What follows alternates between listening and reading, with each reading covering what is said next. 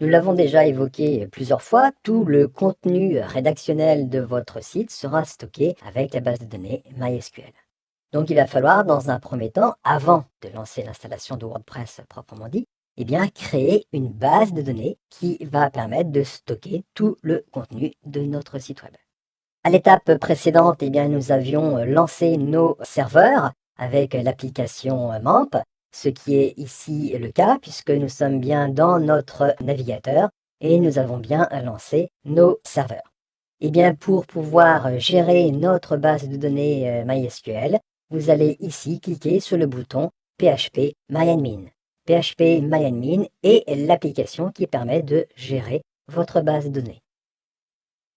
Voilà, ici nous allons créer notre base de données dans cette interface qui est extrêmement simple. Vous avez ici dans l'encadré MySQL localhost, eh bien le champ créer une base de données.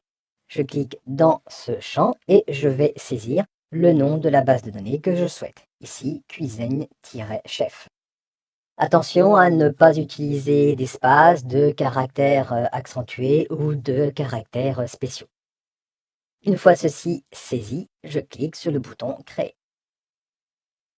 Et voilà, ma base de données est bien créée. Et pour l'instant, elle ne contient aucune table, elle ne contient aucune donnée. Vous avez ici l'indication 0, ce qui est tout à fait normal puisque pour l'instant, elle est totalement vide. Nous n'avons pas encore installé WordPress ni utilisé cette base de données. Donc voilà comment utiliser PHP MyAdmin pour créer cette base de données. Notez bien que vous devez vous souvenir du nom de cette base de données. Elle sera nécessaire à l'installation de WordPress. Donc pour nous, lorsque l'installateur de WordPress va nous demander le nom de la base de données, ça sera cuisine-chef.